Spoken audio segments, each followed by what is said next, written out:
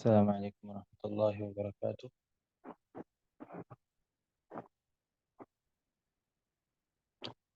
میری آواز کدھر آ رہی ہے؟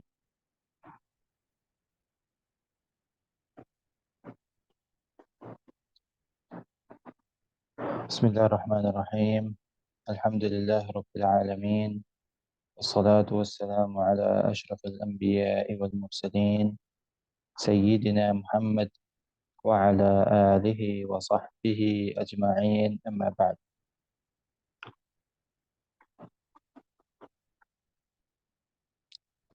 پچھلی کلاس میں ہم لوگوں نے آدم علیہ السلام کی پیدائش سے لے کر کس طریقے سے اللہ رب العالمین نے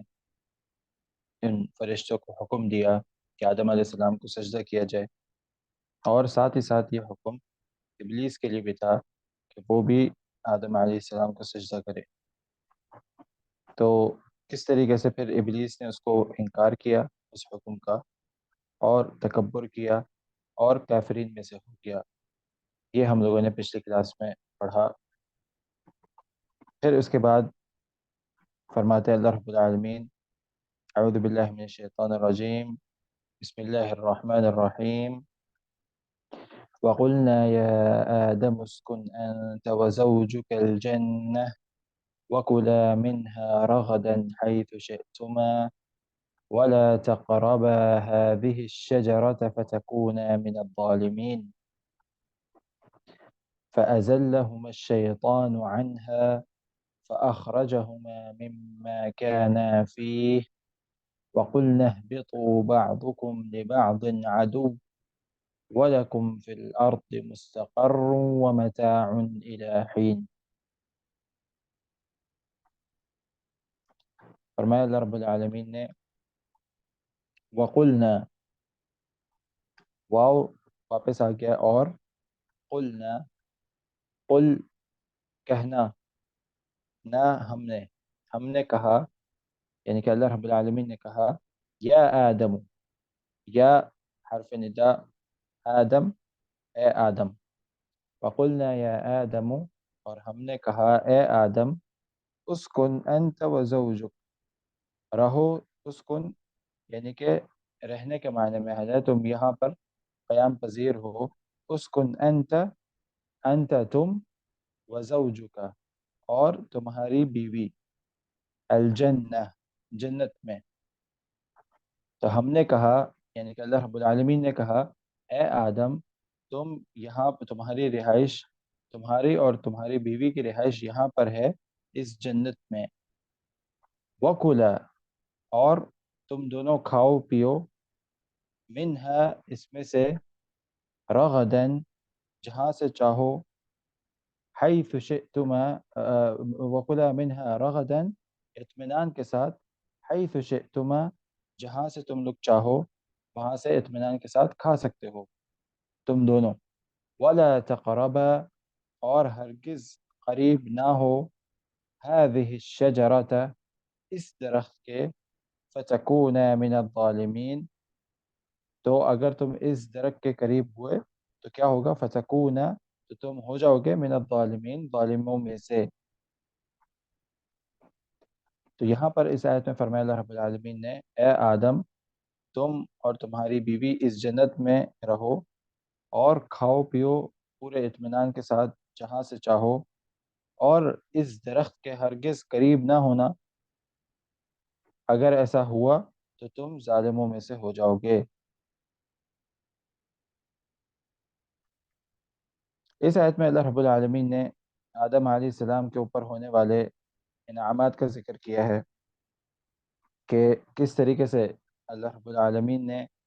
انہیں سب سے پہلے تو پیدا کیا۔ ان کا سب سے پہلا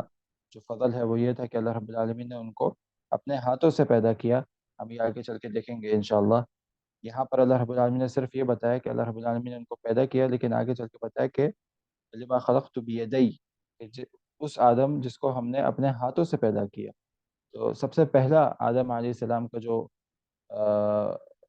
فضائل میں سے ایک فضل ہے وہ کیا ہے کہ اللہ رب العالمین نے ان کو اپنے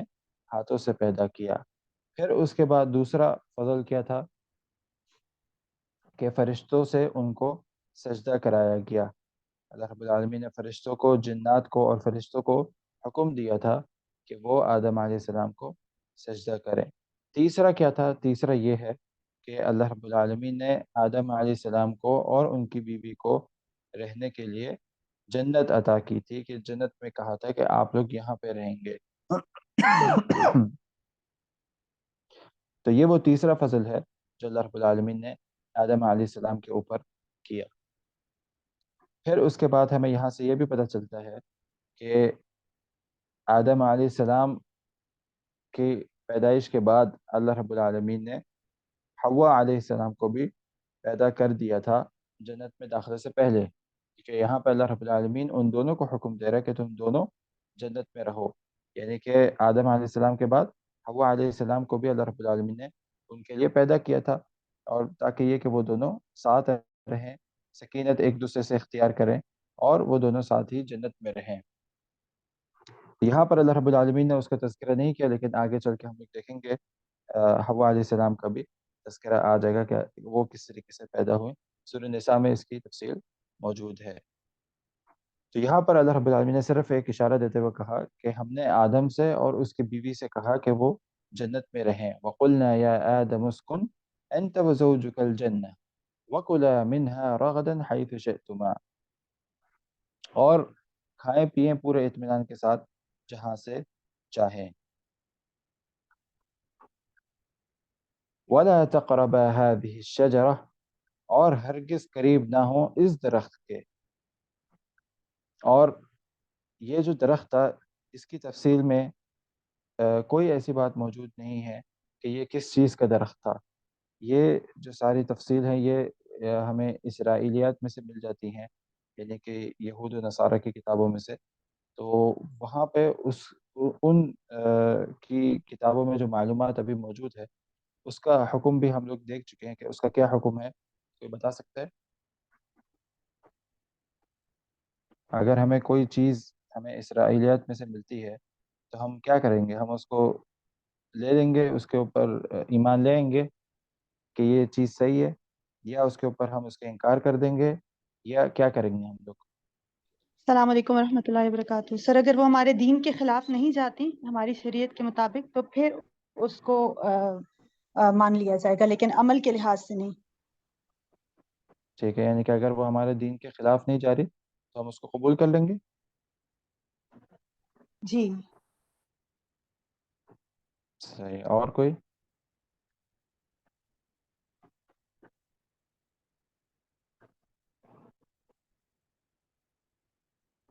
اور کوئی بتا سکتا ہے؟ اچھا، اس کا قاعدہ یہ ہے بیسیکلی کہ اس میں ویسے اقوال موجود ہیں، ہم میرے خیال سے پہلے لے چکے ہیں اس کو، کہ سب سے پہلا قول تو یہ ہے کہ ہرگز ان کی بات کو قبول نہیں کیا جائے گا، بالکل بھی کوئی بھی ان کے پاس ایسی معلومات ہے اس کو پڑھا بھی نہیں جائے گا اور قبول بھی نہیں کیا جائے گا۔ دوسرا قول یہ ہے کہ جو یہ تفصیل کے ساتھ ہے کہ ہم دیکھیں گے کہ یہ جو بات ہے وہ ہماری شریعت سے کوئی ٹکرا تو نہیں رہی۔ اگر ہماری شریعت سے ٹکرا رہی ہے یا ہماری شریعت میں بالکل اس کا مخالف موجود ہے، تو پھر ہم لازمی بات ہے ہم اپنی شریعت، اپنی کتاب کے اوپر ایمان لے کر آئیں گے، کیونکہ یہی صحیح کتاب ہے اور یہی محفوظ ہے، اور وہ جو کتاب تھی وہ محفوظ نہیں ہے، تو لہٰذا ہم سمجھ لیں گے کہ وہ چیز غلط ہے اور اس کا انکار کریں گے، اور ہم اپنی کتاب کے اوپر مکمل طریقے سے ایمان رکھیں گے۔ اور تیسری وہ چیز ہے کہ یعنی کہ پہلے وہ چیز ہو گئی جو موافقت ہو گئی، یعنی کہ ان کی شریعت میں بھی موجود ہے اور ہماری شریعت میں بھی موجود ہے، اس کا آثار موجود ہے، تو ہم اس کے اوپر ایمان لے کر آئیں گے، اس کو قبول کریں گے پورے طریقے سے۔ مثال کے طور پر اصحاب کہف کا واقعہ ہے، تو جتنا واقعہ ہمارے پاس موجود ہے اور ان کا تذکرہ اور ان کے بارے میں جو چیز موجود ہے وہ ان کی کتاب میں بھی موجود ہے، تو ہم اس کے اوپر ایمان لے کر آئیں گے، کیونکہ وہ ہماری شریعت اس کی موافقت کرتی ہے، ٹھیک ہے۔ اور اس کے اپوزٹ بالکل اگر کوئی چیز ہے کہ جس کے جو ان کے اندر موجود ہے لیکن ہماری شریعت اس کی بالکل مخالفت کرتی ہے، مثال کے طور پہ بعض انبیاء کے بارے میں ان کی کتابوں میں ایسی چیزیں درج ہیں جو لازمی سی بات ہے کہ انہوں نے بعد میں اس کو درج کیا، جو لائق نہیں ہے کسی بھی نبی کے، تو وہ اس بات کا ہم کیا کریں گے؟ انکار کریں گے، کیونکہ اللہ رب العالمین نے یہاں پر ہمارے جو کتاب ہے ہماری شریعت اس میں بتایا کہ انبیاء جو ہوتے ہیں وہ اللہ رب العالمین کے حکم کی فرما برداری کرتے ہیں، تو لہٰذا اس کا تقاضا کیا ہے کہ وہ لوگ بالکل صاف ستھرے قسم کے لوگ ہوتے ہیں اور نیک صالح اللہ کے اولیاء ہوتے ہیں، تو اس قسم کی کوئی چیز ان سے ان کے بارے میں اگر آتی ہے ان کی کتاب میں تو ہم اس کے اوپر پھر یقین نہیں کریں گے۔ اور تیسری وہ معلومات کہ جس کے بارے میں نہ موافقت آتی ہے ہمارے دین میں نہ مخالفت آتی ہے، تو اس کے بارے میں ہم لوگ کچھ بھی نہیں کہیں گے، اس کے اوپر سکوت ہم بھی اختیار کریں گے، کیونکہ ہو سکتا ہے وہ صحیح بھی ہو اور ہو سکتا ہے وہ غلط بھی ہو، کیونکہ ان کی کتاب میں چونکہ تحریف موجود ہے لہٰذا ہم پہ وہاں پہ سکوت اختیار کریں گے۔ تو یہ ہے دوسرا موقف جو علماء کرام رکھتے ہیں جو کہ صحیح ہے۔ تو یہاں پر بھی وہ جو درخت تھا وہ کس چیز کا درخت تھا اور کیا چیزیں کس کون سا پھل کھایا تھا، تو اس بارے میں بہت سی تفصیل ان کی روایت میں بھی موجود ہے اور باقی مفسرین بھی بیان کرتے ہیں،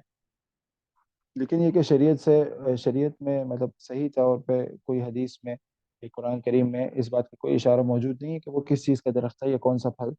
کھایا تھا، تو جب یہ چیز موجود نہیں ہے تو پھر لہٰذا اس پہ ہمیں بھی سکوت اختیار کرنا چاہیے، اور اصل یہ ہے کہ کوئی پھل تھا یا کوئی درخت تھا جس سے منع کیا گیا تھا اور وہ ان کے ایک امتحان کے لیے تھا، ایک ان کا ٹیسٹ تھا اس میں کہ جس کو انہوں نے پاس کرنا تھا۔ تو جو اصل مقصد ہے اس قصے کو بیان کرنے کا وہ اس سے فائدہ اٹھانا چاہیے، نہ کہ ہم ایسے باریکیوں میں پڑ جائیں اور اسی کے اوپر پھر بحث اور مباحثہ کرتے رہیں، تو اس سے پھر اللہ رب العالمین نے ہمیں منع کیا، جیسے کہ ہم لوگ دیکھیں گے سورہ کہف میں انشاءاللہ کہ سورہ کہف اصحاب کہف ہے، ان کی تعداد کے بارے میں بھی بہت سارے لوگ اس میں بحث کرتے ہیں مباحثہ کرتے ہیں کہ ان کی تعداد کتنی تھی اور کیا تھی، تو اللہ رب العالمین نے اس سے منع کیا۔ اللہ رب العالمین نے فرمایا کہ آپ جو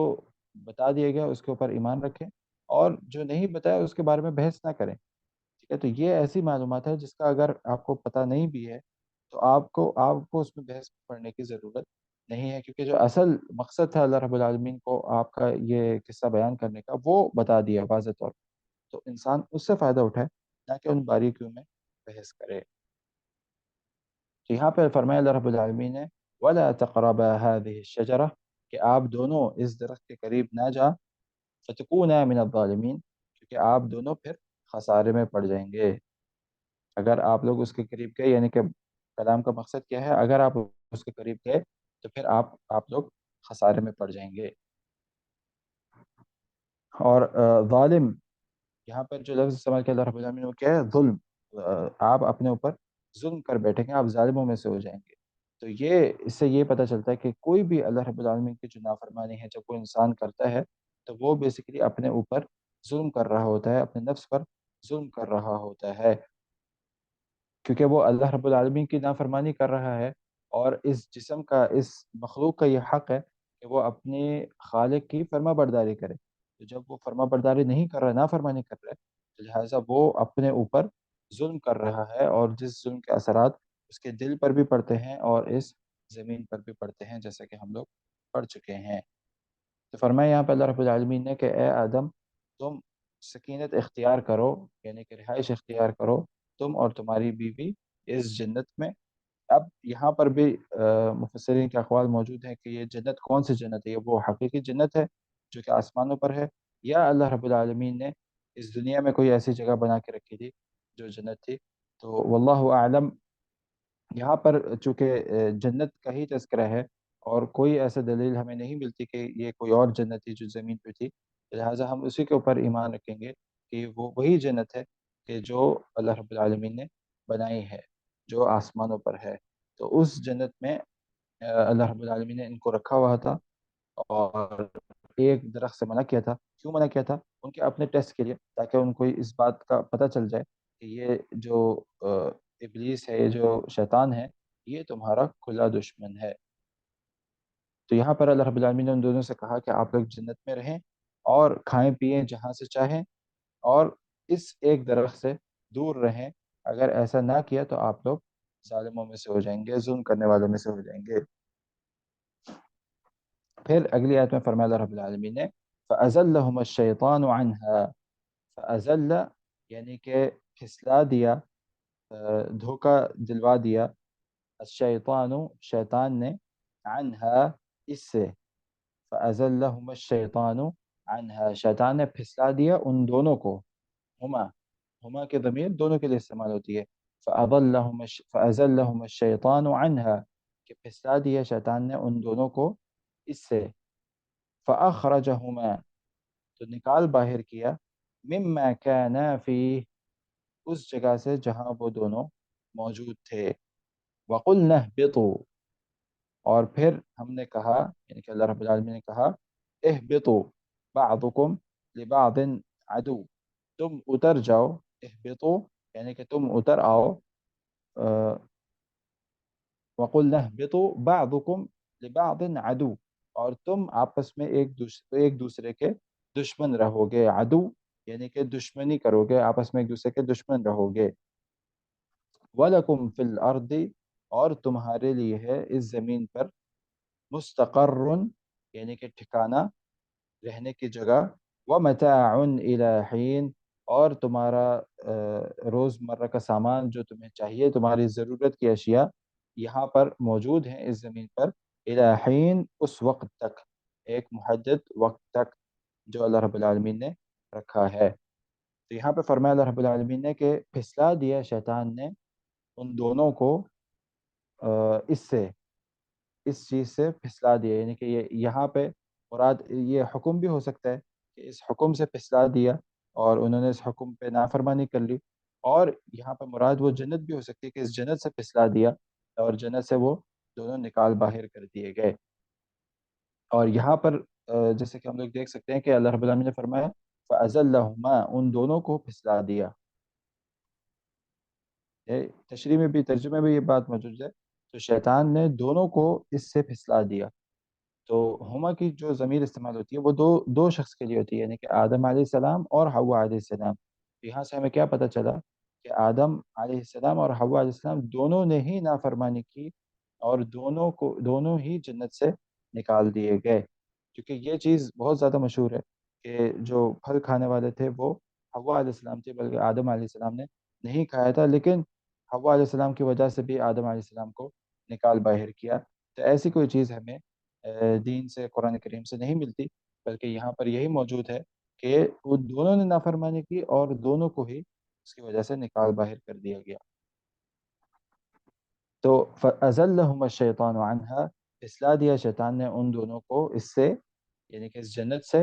فَأَخْرَجَهُمَا تو پھر یہ دونوں نکال باہر کر دیے گئے، مِمَّا كَانَ فِي جہاں پہ وہ رہتے تھے، جہاں پہ ان کا ٹھکانہ تھا۔ وَقُلْنَا اهْبِطُوا بَعْضُكُمْ لِبَعْضٍ عَدُوٌّ اور ہم نے کہا کہ اتر آؤ، یہاں پر بھی ایک نشانی ہے کہ یہ وہی جنت ہے جو آسمانوں پر موجود ہے، کہ اللہ رب العالمین نے یہاں پر لفظ کیا استعمال کیا، اہبطوا یعنی کہ اتر آؤ یہاں سے، اور اترتا انسان وہیں سے ہے جہاں پر وہ کسی اونچائی پر ہو، تو وہیں سے انسان اترتا ہے۔ تو یہاں پر بھی ایک اشارہ موجود ہے کہ یہ وہی جنت ہے کہ جو آسمانوں پر ہے۔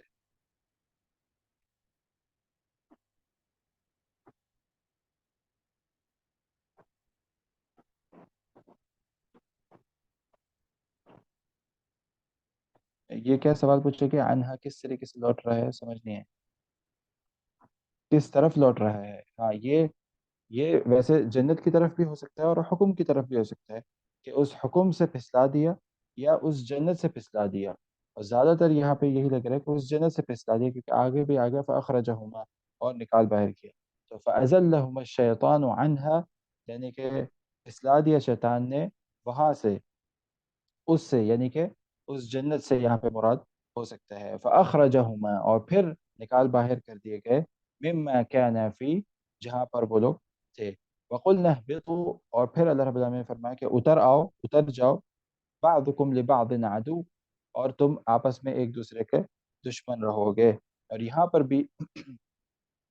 یہ دونوں چیزیں اس سے مراد ہو سکتی ہے، آپس میں ایک دوسرے کا دشمن یعنی کہ انسان کے ساتھ دشمن کرے گا، انسانیت کے ساتھ دشمن کرے گا۔ اللہ رب العالمین نے انسانوں کو اس دنیا میں بھیجا اور یہ بتا دیا کہ انسان جو ہے وہ ایک دوسرے کے ساتھ دشمنی کرے گا، جیسا کہ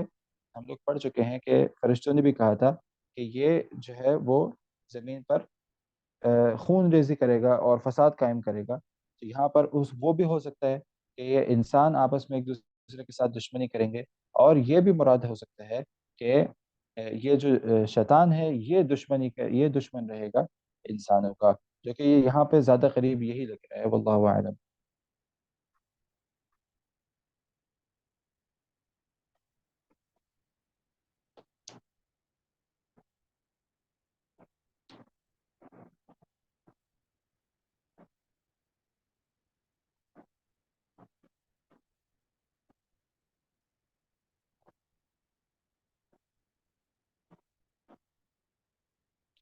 یہ وہی ہے کہ اس قصے سے ریلیٹڈ بہت ساری ایسی چیزیں ہیں کہ جو ہمیں دین میں نہیں ملتی،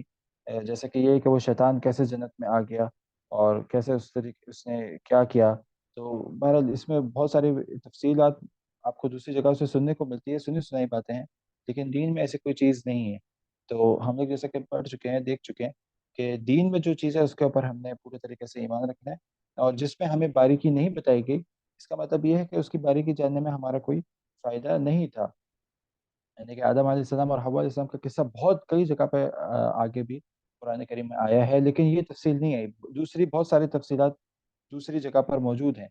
لیکن یہ تفصیل نہیں ہے کہ وہ شیطان کس طریقے سے جنت میں آیا تھا اور کیسے وہ جنت میں داخل ہو گیا۔ اس قسم کی چیزیں نہیں ہیں، لہٰذا جب نہیں ہے تو پھر ہمیں اس کے پیچھے نہیں پڑنا چاہیے، بلکہ اصل جو قصہ ہے، اصل جو واقعہ ہے، اس سے فائدہ اٹھانا چاہیے، جو اللہ رب العالمین ہمیں جس مقصد سے یہاں پہ بتانا چاہ رہا ہے وہ مقصد حاصل کرنا چاہیے، نہ کہ یہ باریکیوں میں پڑے۔ ٹھیک ہے،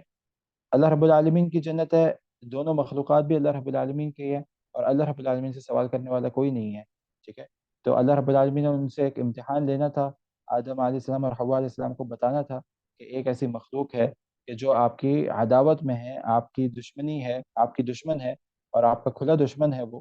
تو وہ بتانا تھا، اسی لیے اللہ رب العالمین نے ان کو جنت میں رکھا اور منع کیا کہ یہ درخت آپ جہاں سے چاہیں کھائے پئیں، جو چیز آپ نے کھانی ہے پوری جنت کھلی ہوئی ہے، صرف ایک درخت سے منع کیا، لیکن وہ شیطان نے ورغلا کر وہی درخت سے ان کو کھلا دیا پھل، اور جنت سے وہ لوگ باہر ہو گئے۔ تو اصل مقصد کیا تھا؟ اصل مقصد اللہ رب العالمین کی یہ بتانا تھا کہ یہ جو شیطان ہے یہ آپ لوگوں کا کھلا دشمن ہے، تو جب آپ لوگ زمین پہ جائیں تو آپ کو یہ بات معلوم ہو، اور آپ ہرگز اس کے بتائے ہوئے طریق پہ، اس کے بتائے ہوئے راستے پر نہ چل پڑیں، آپ کو پتہ ہو کہ یہ وہی مخلوق ہے کہ جس نے آپ کو جنت سے باہر نکال دیا تھا۔ تو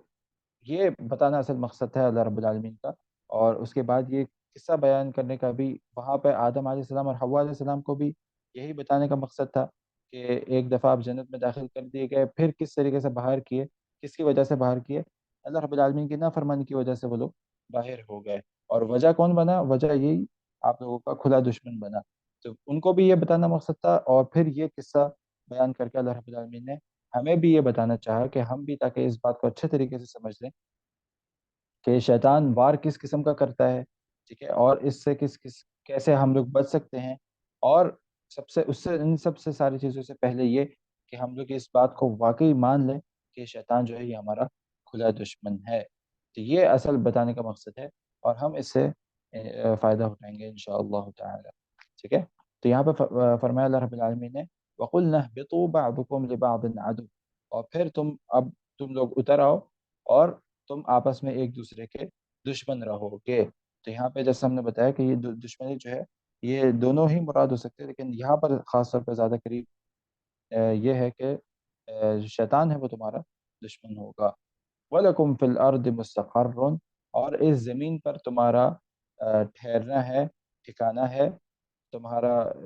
مستقر یعنی کہ وہ جگہ جہاں پر قیام پذیر ہوتا ہے، تو یہ وہ زمین ہے۔ اللہ رب العالمین نے زمین کو اس طریقے سے بنایا ہے کہ یہاں پر انسان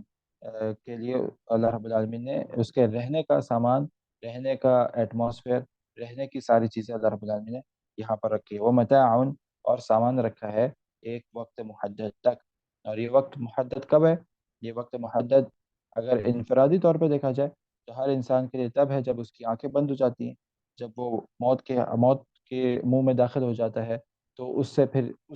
اس کے لیے وہی اس کا وقت مقرر تھا،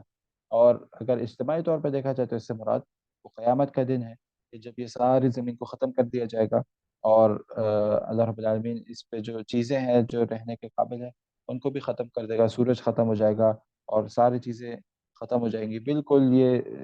زمین جو ہے یہ سیدھی کر دی جائے گی، اور اس پہ جو پہاڑ ہے وہ بھی بالکل ختم کر دی جائیں گے، ہر چیز جو بھی یہاں پہ رہنے کے قابل ہے انسان کے لیے اللہ رب العالمین نے رکھی ہے، اس کی آسائش کے لیے رکھی ہے، وہ بالکل ختم ہو جائے گی ایک وقت محدد تک، جو کہ جس کا علم صرف اور صرف اللہ رب العالمین کے ہی پاس ہے کہ قیامت کا دن کب آئے گا، یا انفرادی طور پر ہر ایک کا وہ دن کب آئے گا جب اس کی روح قبض ہوگی، یہ بھی خاص اللہ رب العالمین کے پاس ہی اس چیز کا علم ہے۔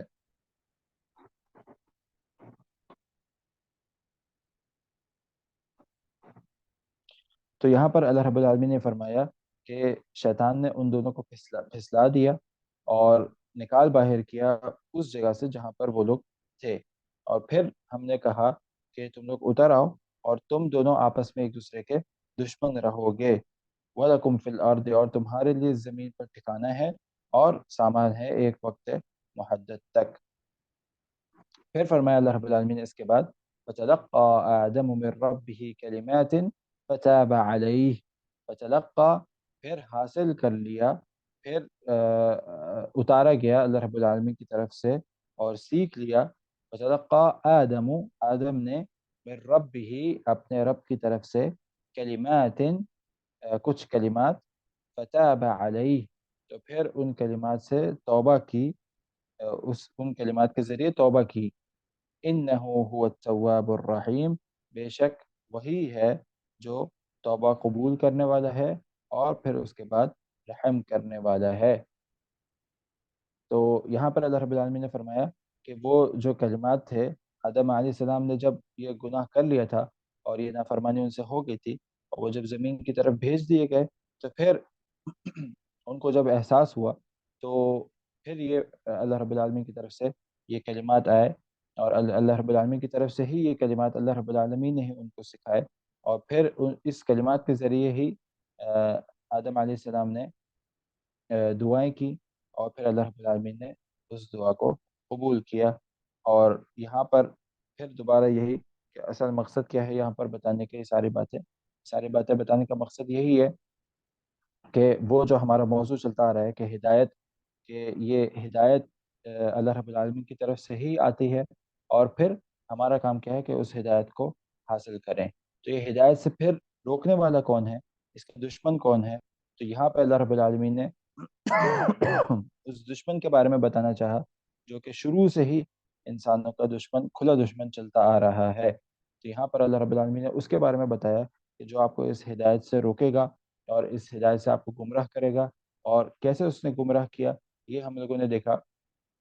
اور آگے اس کو انشاءاللہ اور زیادہ تفصیل کے ساتھ دیکھیں گے کس طریقے سے اس نے قسمیں کھائیں اور کس طریقے سے اس نے پھسلایا انسان کو، وہ ہم لوگ انشاءاللہ آگے چل کے اور زیادہ تفصیل کے ساتھ پڑھتے رہیں گے۔ اور پھر اصل بات کیا ہے کہ اگر انسان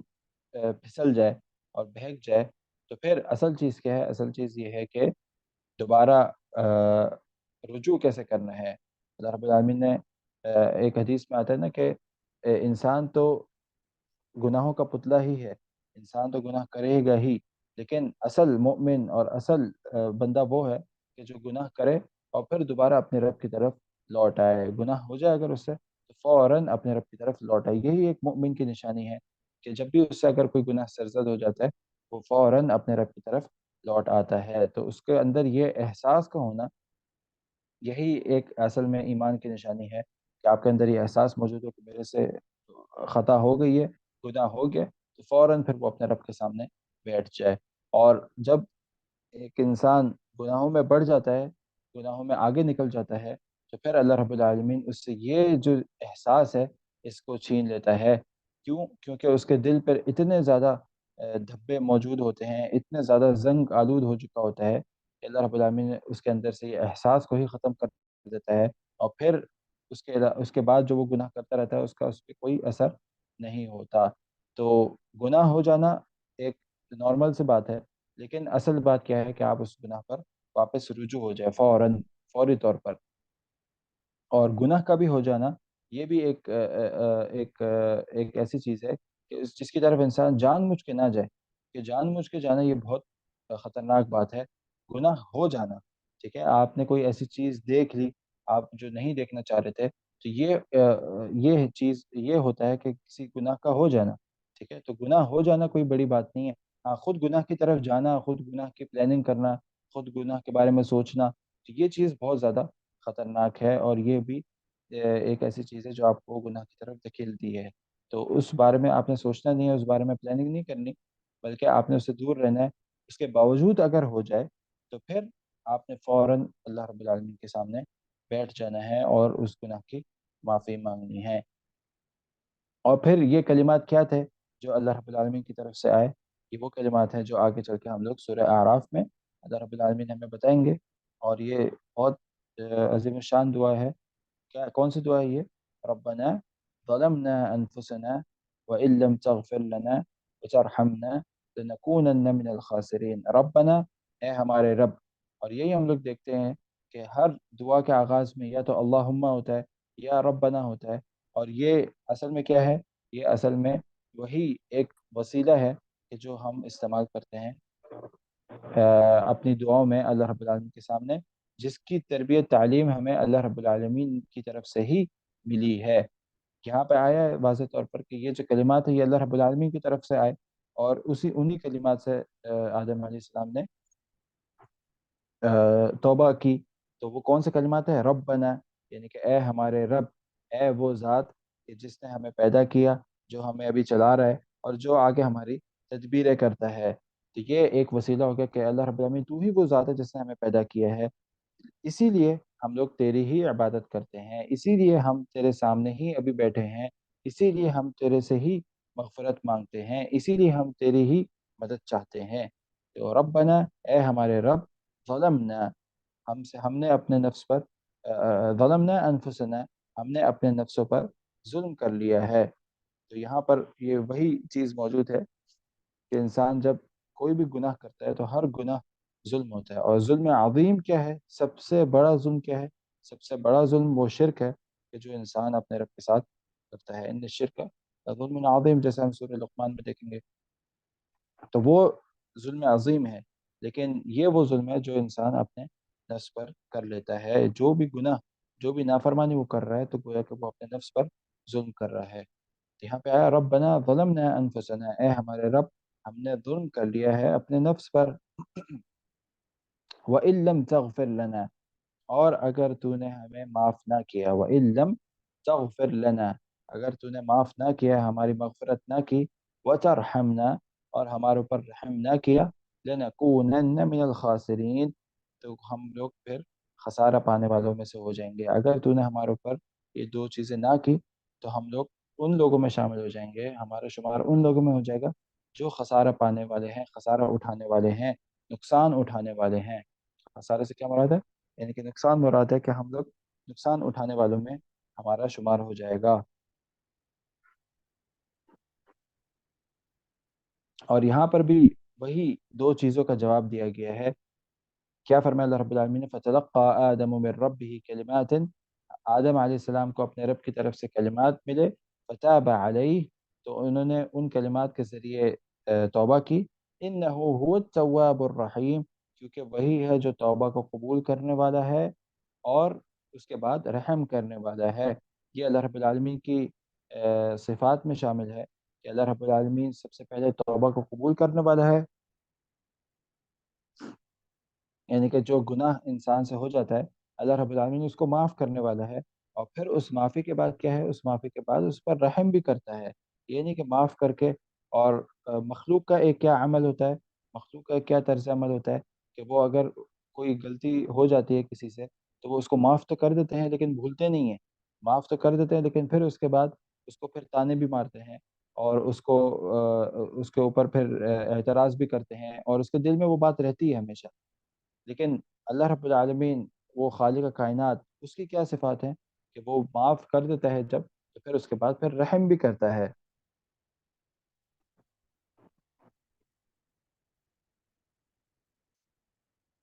تو سب سے پہلا رحمت کیا ہوتی ہے اللہ رب العالمین کی طرف سے؟ سب سے پہلے رحمت تو یہ ہوتی ہے کہ اللہ رب العالمین فوراً جب انسان گناہ کرتا ہے اس کے بعد اس کی پکڑ نہیں کرتا اس گناہ پر،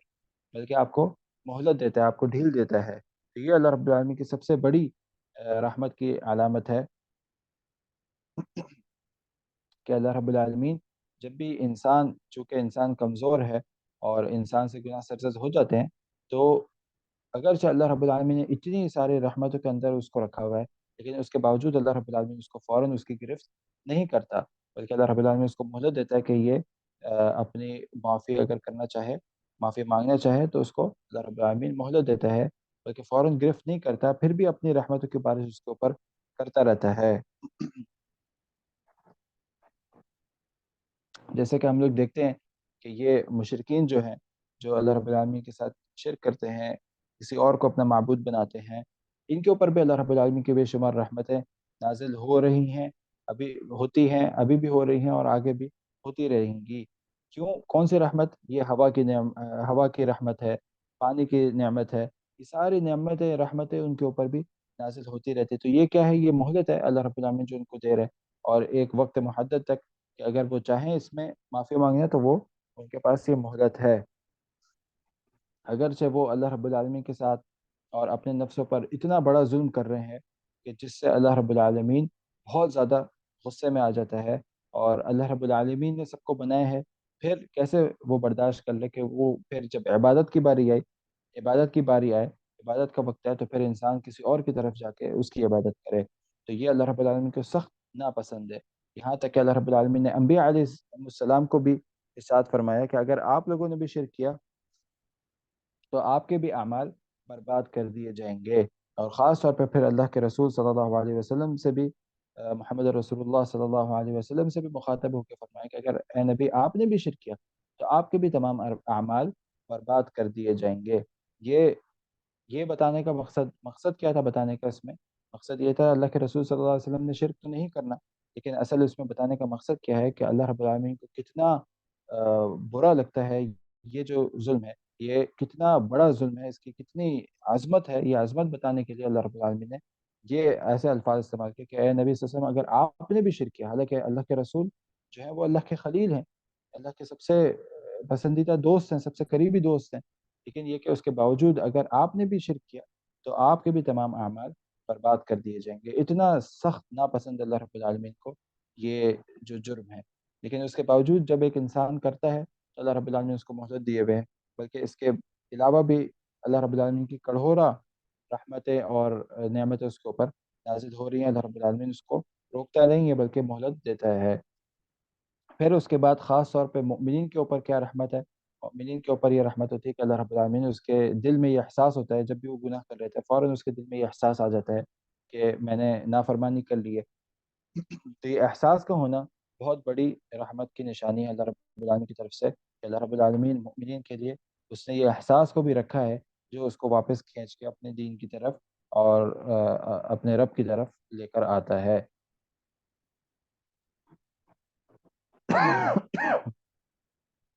تو یہ جو دعا ہے ربنا ظلمنا انفسنا وان لم تغفر لنا وترحمنا، کہ اگر تو نے ہمیں معاف نہ کیا اور پھر ہمارے اوپر رحم نہ کیا. یہاں پر اسی کا جواب دیا جا رہا ہے. کیوں؟ کیونکہ اللہ رب العالمین ہی تو ہے جو توبہ قبول کرتا ہے اور پھر اس کے بعد رحم بھی کرتا ہے. لنکونن من الخاسرین، تو ہم پھر خسارہ پانے والوں میں سے ہو جائیں گے، ہمارا شمار بھی ان لوگوں میں ہو جائے گا کہ جو خسارہ پاتے ہیں.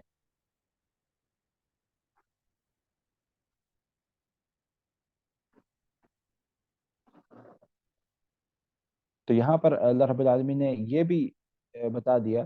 کہ اللہ رب العالمین نے ان کو یہ کلمات سکھائے اور انہوں نے ان کلمات سے توبہ کی، اور اللہ رب العالمین کی ان کی توبہ، اللہ رب العالمین نے ان کی توبہ قبول کی. اللہ رب العالمین نے ان دونوں کی یہ توبہ قبول کی. اب یہاں پر یہ جو قصہ ہے، یہ جو واقعہ ہے، یہ بیان کرنے کا مقصد کیا ہے؟ یہ بیان کرنے کا پھر وہی ہماری بات دہرائی جا رہی ہے کہ مقصد یہ ہے کہ تاکہ ہم لوگ یہ دیکھ سکیں کہ ہمارا اس ہدایت سے روکنے والا کون ہے. وہی جو ہمارا موضوع چل رہا ہے، ہم نے جب ہدایت مانگی سورہ فاتحہ میں، پھر اس کے بعد اللہ رب العالمین نے بتایا کہ کون ہے جو اس ہدایت کو واقعی ہدایت کے طور پر اس سے حاصل کر سکتا ہے اور اس سے فائدہ اٹھا سکتا ہے. کون ہے جو اس ہدایت سے فوراً انکار کر دیتا ہے، اور کون ہے جو اس ہدایت کو اوپر سے لوگوں کے سامنے اس کو اوڑا ہوا ہے، لیکن اصل میں در حقیقت دل میں وہ ہدایت نہیں وہ حاصل کر رہا، دل سے اس کو ہدایت مان بھی نہیں رہا، اور پھر اس کے اوپر عمل بھی نہیں کر رہا۔ پھر اس کے بعد وہی موضوع چلتا آ رہا ہے ہمارا، کہ کس طریقے سے اللہ رب العالمین نے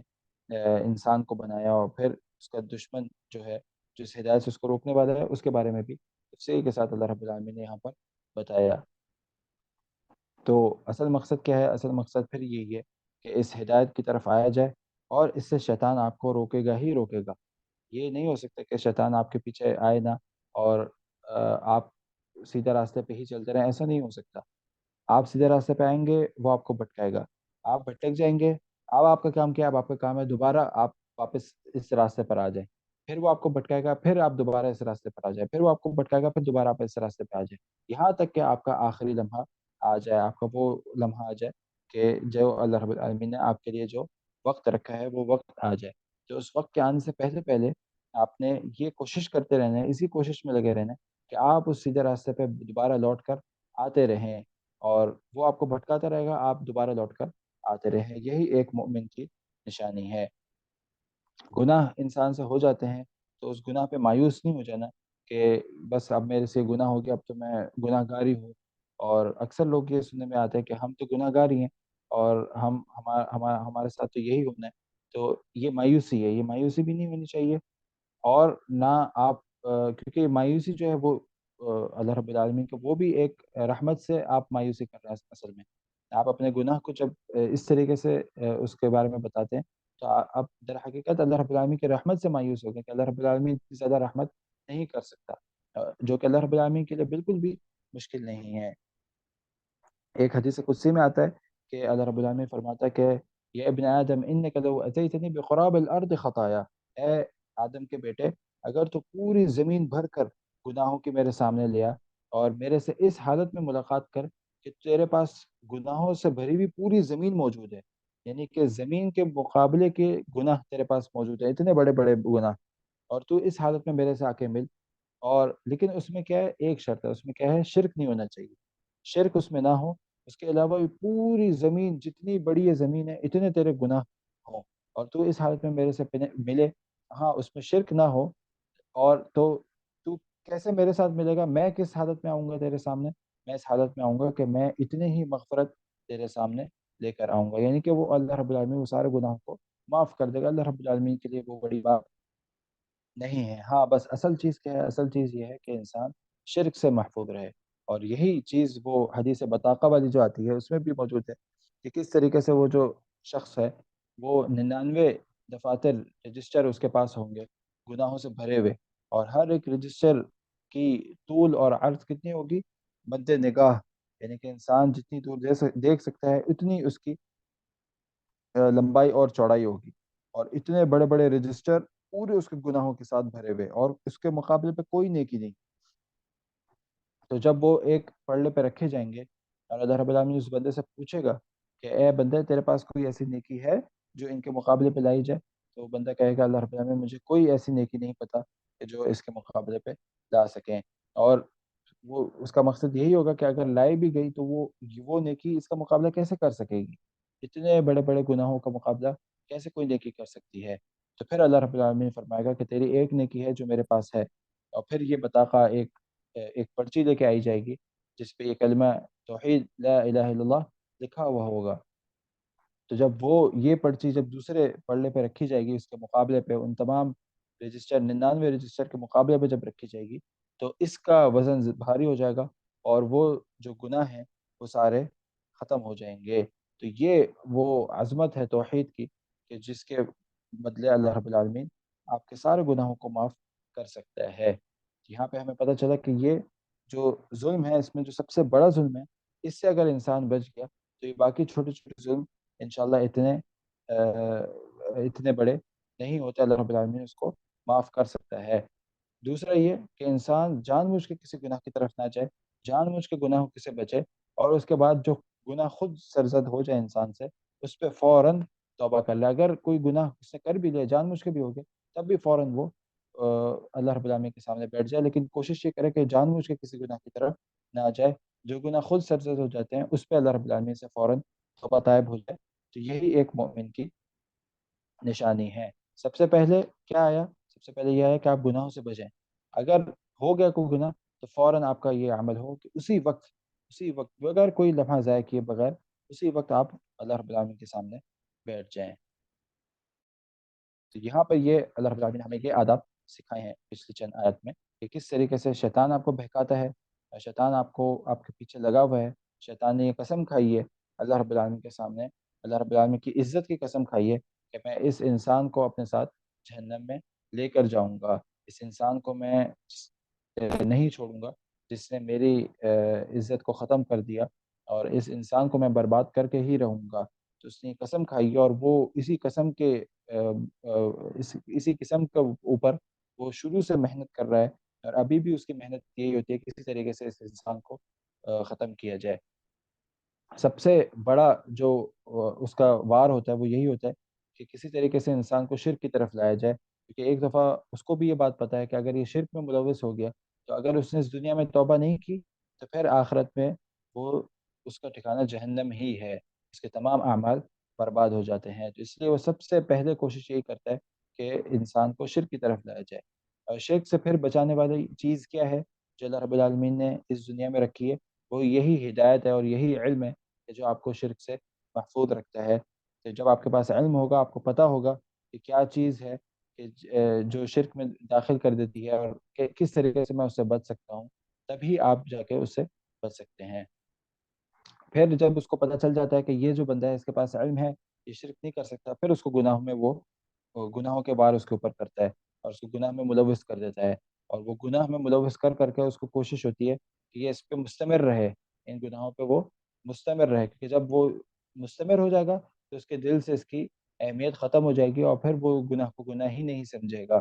تو وہ اس کی یہ کوشش ہوتی ہے کہ اس پہ مستمر رہے۔ اگر مستمر بھی نہیں رہ سکتا، وہ بار بار توبہ کر لیتا ہے، پھر وہی کیا چیز ہے جو اس کو دوبارہ دین کی طرف لے کے آتی ہے؟ وہ یہی ہدایت نامہ ہے جو آپ کو بار بار احساس دلائے گا کہ آپ غلط راستے پر ہیں اور صحیح راستے پہ آنے کا کیا طریقہ ہے۔ تو پھر اس کی کوشش ہوتی ہے کہ انسان چھوٹے چھوٹے گناہوں میں ہی ملوث رہے، چاہے وہ چھوٹی گناہ ہے لیکن اس میں ہی ملوث رہے، تاکہ وہ چھوٹے چھوٹے گناہ سے وہ پھر اس کو آپ کو شروع کروائے گا اور وہ اس کی اہمیت ختم کروائے گا۔ تو یہ بھی ایک بہت بڑا گناہ ہے، یہ چھوٹے چھوٹے گناہ کی اہمیت ختم ہو جانا، یہ بھی ایک بڑا گناہ ہے۔ تو اس پہ وہ آپ کے اوپر کوشش کرتا رہے گا۔ اگر آپ اس سے بھی بچ نکلے، اگر آپ اس پہ بھی وہ ہو گئے، تو پھر وہ دین میں آپ آپ آپ کا اگر دین کا شوق ہے، پھر وہ دین کے اندر آپ کے اوپر وار کرتا رہے گا۔ دین میں وار کیا ہوتا ہے؟ سب سے پہلا وار دین میں یہ ہوتا ہے کہ وہ ریاکاری پیدا کرے گا آپ کے دل میں، کہ آپ کیونکہ اتنے بڑے ہیں، آپ پڑھا رہے ہیں، آپ دین پڑھ رہے ہیں یا پڑھا رہے ہیں، تو وہ آپ کے اندر ریاکاری پیدا کرے گا کہ کتنا ہی میں اچھا کام کر رہا ہوں، اور میں لوگوں کو بھی دکھاؤں کہ میں کتنا اچھا کام کر رہا ہوں، اور جب لوگ بیٹھے ہویں تو ان کے سامنے میں ایسی باتیں کروں جو میں اچھا لگوں۔ تو یہ ریاکاری جو ہے وہ آپ کے دل میں پیدا کرے گا۔ اس کا یہ ہوگا کیوں؟ کیونکہ اس کو بھی پتہ ہے کہ ریاکاری اگر آپ کے کسی بھی عمل میں آ گئی تو وہ عمل برباد ہے، وہ عمل ختم ہے، وہ عمل کا پھر جزا آپ کو نہیں ملے گی۔ تو یہ ریاکاری کا وہ وار کرتا ہے۔ یہ زیادہ تر وار جو ہے ریاکاری کا وہ دیندار لوگوں میں ہی پیدا کرتا ہے، کیونکہ اس کو وہ کسی طریقے سے چاہتا ہے آپ کا یہ عمل برباد ہو جائے، تو وہ یہ چیز پھر آپ کے اندر پیدا کرتا ہے، اور اس قسم کے کئی سارے وار وہ انسانوں کے اوپر کر رہا ہے، کہ جس کو سمجھنا بہت زیادہ ضروری ہے۔ تو یہاں پر ہم لوگ آگے جیسے جیسے بڑھتے رہیں گے انشاءاللہ، خود اللہ رب العالمین ہمیں اسی ہدایت نامے میں یہ بھی بتاتا ہے کہ یہ اس کے وار کیسے کیسے ہوتے ہیں، اور اس سے بچا کس طریقے سے جا سکتا ہے، اور پھر اس کے اگر وہ وار میں آپ آ گئے، آپ اس سے نہیں بچ سکے، آپ اس میں شامل ہو گئے، تو پھر آپ اس سے کیسے نکل سکتے ہیں، آپ اپنے گناہوں کو کیسے معاف کرا سکتے ہیں۔ تو یہاں پہ اصل جو مقصد ہے وہ یہی ہے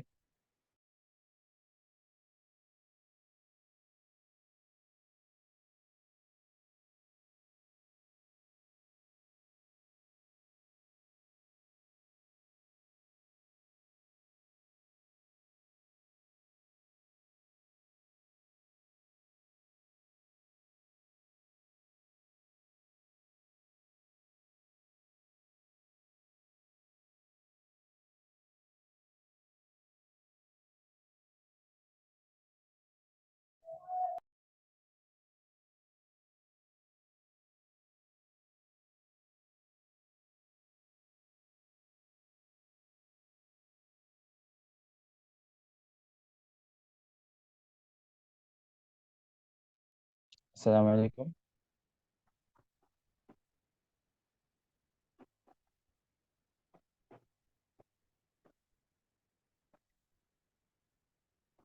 मेरी आवाज़ आ रही है साहब? जी शेख आ रही है। वालेकुम अस्सलाम वरहमतुल्लाहि वबरकातुहू। हाँ, तो यहाँ पर अल्लाह रब्बुल आलमीन ने जो हमें बताने की कोशिश की वो यही है कि अगर आप उसके वार में शामिल हो जाएं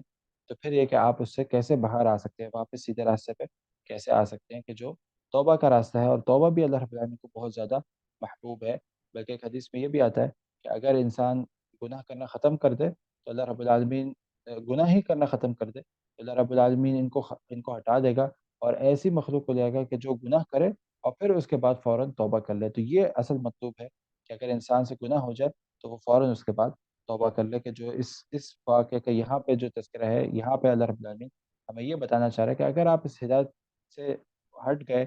इस हिदायत से उतर आए, तो फिर कोई मायूसी वाली बात नहीं है। आप फ़ौरन तौबा करें और इन्नहु हुवत तव्वाबुर रहीम, अल्लाह रब्बुल आलमीन तौबा कबूल करने वाला है। तो अब आप लोगों के जो सवाल थे जो पहले पूछे थे वो सारे मिट गए, तो वो दोबारा है तो पूछ लें, तो मैं इंशाल्लाह उसका जवाब दे दूँगा।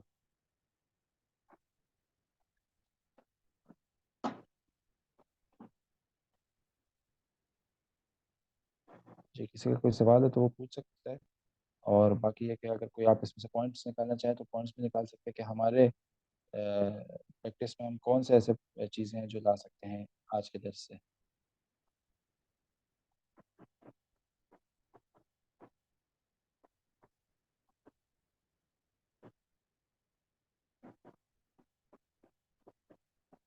बिल्कुल, सबसे पहला सबक यही है कि जिन कामों से अल्लाह रब्बुल आलमीन ने मना किया है उनसे बाज आ जाना। और यहाँ पे यही है कि हमें बहुत सारे ऐसे काम हैं, बहुत सारे ऐसी चीज़ें जो कि हमें पता है कि इससे अल्लाह रब्बुल आलमीन ने हमें मना किया है, लेकिन वही हम अपनी कमज़ोरी को सामने रखते हुए हम फिर उन गुनाहों में भी हम वो कर बैठते हैं। मिसाल के तौर पे गाने सुनना, हम सब जानते हैं कि गाने सुनना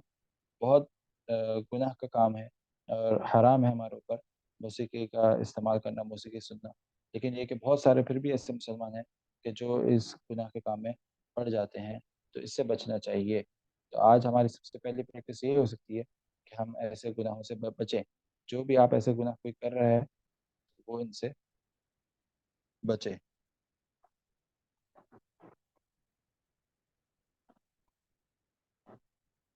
हाँ, फिर दूसरा ये कि बचना भी है और फिर साथ-साथ उसकी तौबा भी करनी है।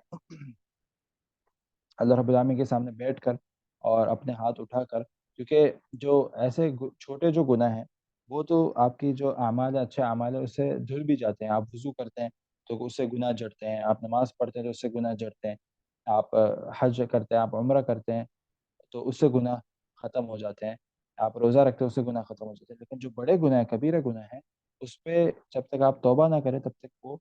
ख़त्म नहीं होते। इसी तरीके से जो हुकूकुल इबाद हैं, वो भी ख़त्म नहीं होते जब तक वो खुद जो बंदा है जिसके ऊपर ज़ुल्म हुआ है, वो आपको माफ़ ना करे। तो लिहाज़ा ये वो चीज़ है कि जिसके बारे में बहुत ज़्यादा एहतियात की ज़रूरत है। अगर आप ऐसे कोई बड़े गुनाह कर रहे हैं, तो फिर आपको चाहिए कि आप बाकायदा तौर पे बैठें अल्लाह के सामने और हाथ उठा के अल्लाह रब्बुल आलमीन से वो तौबा करें। और तौबा क्या है बेसिकली? तौबा ये है कि आप सबसे पहले तो ये वादा करें कि तो आप दोबारा ये काम नहीं करेंगे,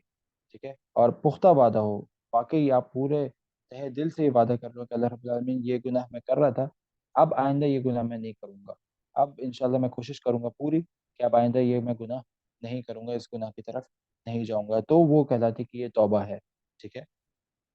और दूसरा ये कि आप वाक़ई जो दुआ के जो आदाब हैं उनको सबको करके मुकम्मल करके, यानी कि सबसे पहले अल्लाह रब्बुल आलमीन की तस्बीह करके, अल्लाह के रसूल के ऊपर दुरूद पढ़ के और फिर आप वो गुनाह का तज़किरा करके अल्लाह रब्बुल आलमीन ये मैं जो गुनाह कर रहा था, अब मैं आइंदा मैं ये कोशिश करके ये गुनाह को नहीं करूँगा। तो जब ये इंसान वादा करता है तो फिर ये असल होती है तौबा, कि इंसान अब ये तौबा कर रहा है। फिर ऐसी दुआओं को भी अपने सामने रखकर, जैसे आदम अलैहिस्सलाम ने जो दुआ की, इसको अपने सामने रखकर और फिर इस ये भी आप अपने तौबा में इस्तेमाल कर सकते हैं। तो ये आप अगर आप ऐसे कोई बड़े गुनाह कर रहे हैं, तो फिर आप इस किस्म की तौबा करेंगे। इसी तरीके से फ़र्ज़ नमाज़ जो लोग नहीं पढ़ते या उसमें सुस्ती करते हैं, तो ये भी एक बहुत बड़ा गुनाह है, ठीक है? तो इस पे भी तौबा है कि आप इससे भी तौबा करें। अगर आप फ़र्ज़ नमाज़ में आपकी कमज़ोरी है या आप फ़र्ज़ नमाज़ आप लेट करते हैं या آپ اس میں سستی کرتے ہیں، تو پھر آپ بیٹھے ہیں آج اللہ کے سامنے ہاتھ اٹھا کے اور یہ وعدہ کریں کہ اب آئندہ میں یہ واقعی نہیں کروں گا، بلکہ جیسے ہی نماز کے ٹائم ہوگا فوراً میں نماز کی تیاری کر کے اور نماز کی طرف آؤں گا، فرض نماز کی طرف۔ تو یہ بھی بڑے گناہوں میں اس کا شمار ہوتا ہے۔ تو ایسے کوئی چیزیں ہیں تو آپ اس کو نوٹ کریں اور پھر اس کے اوپر واقعی توبہ کریں کہ یہ کام اب انشاءاللہ میں نہیں کروں گا، تو تب جا کے پھر وہ آپ کا گناہ پچھلا جو ہے وہ مٹ جائے گا۔ پھر آپ واقعی آپ کے جیسے ہے کہ آپ واقعی آپ کے دل میں یہ بات ہو کہ آپ اس کو دوبارہ نہیں کریں گے، ٹھیک ہے؟ یہ نہیں کہ آپ صرف بول رہے ہیں لیکن دل میں آپ کے ہے کہ میں کروں گا، نہیں، واقعی آپ کے دل میں ہو کہ اب آئندہ میں نہیں کروں گا۔ پھر لیکن اس کے باوجود اگر وہ واپس ہو جائے تو پھر آپ دوبارہ توبہ کر لیں، آپ دوبارہ یہ کریں کہ اللہ رب العالمین دوبارہ میرے سے غلطی ہو گئی، لیکن پھر اب آئندہ انشاءاللہ میں اس کو دوبارہ پوری کوشش کروں گا کہ اس کو یہ میرے سے نہ ہو۔ تو پھر انشاءاللہ اس میں کوئی حرج والی بات نہیں ہے، اور اللہ رب العالمین کی رحمت اتنی وسیع ہے کہ اللہ رب العالمین آپ کو اس گناہ کو مٹا دے گا دوبارہ، ٹھیک ہے؟ تو یہ ہو سکتا ہے سب سے پہلے یہ کہ گناہوں سے دور رہے، دوسرا یہ کہ اگر گناہ ہو جائیں تو پھر آپ ان سے فوراً توبہ کریں۔ تو یہ پریکٹس میں ایک ہی ہے کہ آپ گناہ اگر آپ سے ہو رہے ہیں، اگر آپ کوئی گناہ ایسے کر رہے ہیں تو اس سے دور رہیں پہلے، ٹھیک ہے؟ اور اگر وہ بڑے گناہ ہیں تو پھر اس سے توبہ بھی کریں۔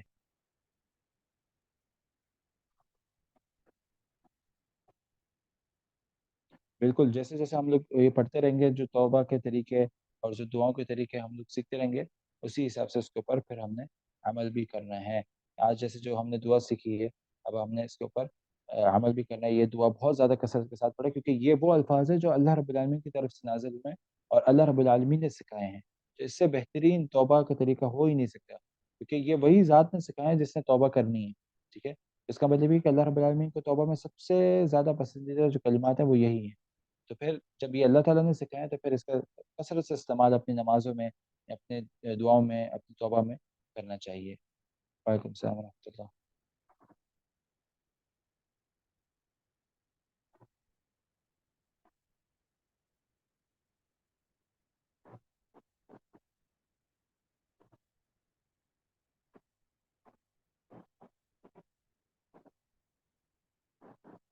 بالکل، عورتوں کا جو پردہ ہے وہ ان کی آواز کا بھی پردہ ہے، تو اسی لیے یہ ہے کہ وہ کوئی غیر ضروری یا غیر جو مطلب مذاق کی طرف لے جائے یا نرم رویہ، ایسا بات نہیں کرنی چاہیے کسی بھی آدمی سے اپنے محرم کے علاوہ۔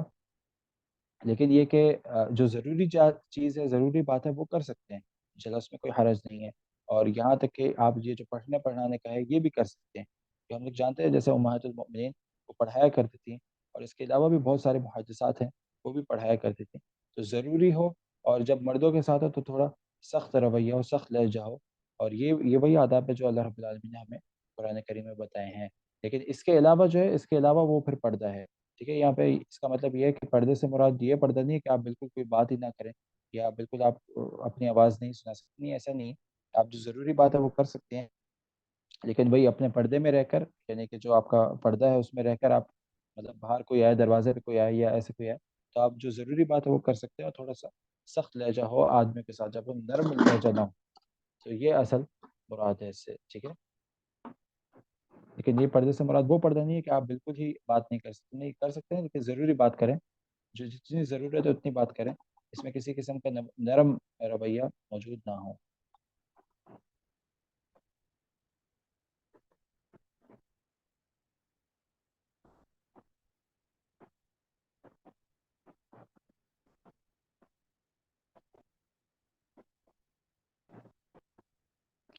گناہ خود بڑے لگ جائیں، نہیں، ایسے کوئی دعا تو نہیں ہے۔ یہ اصل میں وہی آپ کی دل کی کیفیت ہے کہ جب آپ کی دل پاک صاف ہوتا ہے تو پھر آپ کو جب گناہ ہوتا ہے تو آپ کو اس کے اوپر احساس ہوتا ہے، آپ کو وہ گناہ بڑا لگتا ہے کہ یار یہ بہت زیادہ میرے سے بڑا گناہ ہو گیا، ٹھیک ہے؟ تو یہ دل کا احساس کا نام ہے، اس کے لیے کوئی دعا نہیں ہے خاص، بلکہ آپ ذکر اذکار جتنا زیادہ کریں گے آپ کا دل اتنا صاف ہوتا چلے گا، جتنا زیادہ آپ کا دل صاف ہوگا اتنا زیادہ آپ کو گناہ بڑے لگنے شروع ہو جائیں گے۔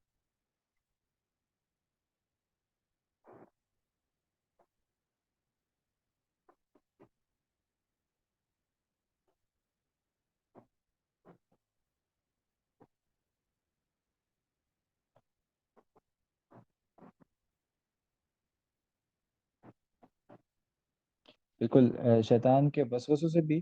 ہمیں پناہ مانگنی چاہیے کہ جو یہ وسوسے ڈال دیتا ہے دل میں، تو یہ وسوسوں سے بھی پناہ مانگنی چاہیے کہ یہ وسوسے بھی بہت بڑا کام کرتے ہیں۔ یہ سب سے پہلا راستہ ہے کہ جو وہ آپ کے دل میں داخل ہونے کا جو سب سے پہلا راستہ ہے وہ یہی ہے، وسواس الخناس۔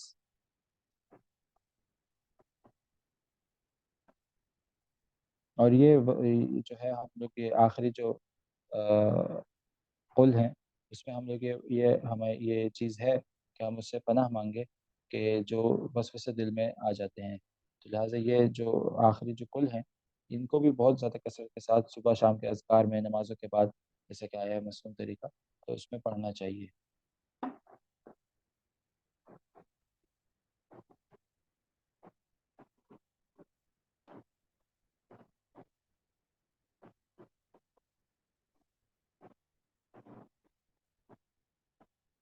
ایک اللہ رب العالمین سے ہدایت بھی مانگنی چاہیے۔ یہ دوبارہ وہی چیز آ گئی سورہ فاتحہ میں، جب آپ ہمیشہ آپ کوشش کریں جب بھی سورہ فاتحہ پڑھیں تو واقعی اس کو پورے تدبر و تفکر کے ساتھ پڑھیں۔ اب آپ کو پاس اس کا مطلب بھی موجود ہے، اب آپ کے اوپر وہ حجت ختم ہو گئی ہے کہ اب آپ کو اس کا مطلب نہیں پتہ، اب آپ کو اس کا مطلب ترجمہ تشریح کے ساتھ آپ پڑھ چکے ہیں۔ اب جب بھی سورہ فاتحہ پڑھیں کوشش کریں اس کو پورے تدبر کے ساتھ، تفکر کے ساتھ پڑھیں، کیونکہ یہ اس میں ہدایت کی ہی دعا ہے۔ اور جب آپ ہدایت مانگ رہے ہو تو آپ واقعی اپنے پورے ہوش و آواز میں مانگ رہے ہو۔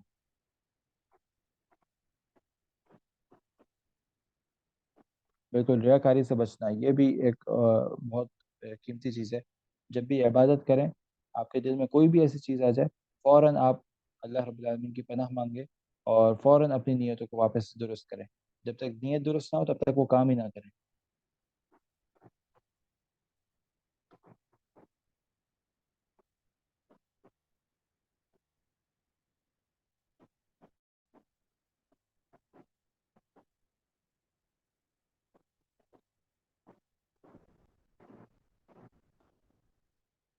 نہیں، یہ تو اللہ کا ذکر ہے، معوذتین جو ہے یہ تو اللہ رب العالمین کا ذکر ہے، یہ تو جتنا زیادہ کرے اتنا آپ کے لیے اچھا ہے۔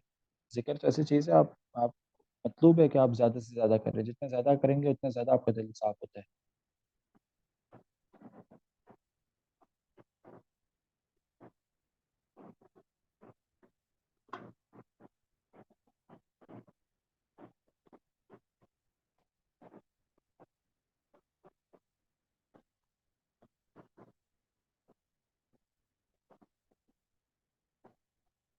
ہاں، وظیفہ وہ وظیفہ کہ جو شریعت کے مطابق نہ ہو، ٹھیک ہے، جو شریعت میں جس کے بارے میں نہ آیا ہو، ٹھیک ہے۔ مثال کے طور پہ آپ 1000 دفعہ یہ ذکر کریں نماز کے بعد، ٹھیک ہے، تو ایک چیز تعین کرنا،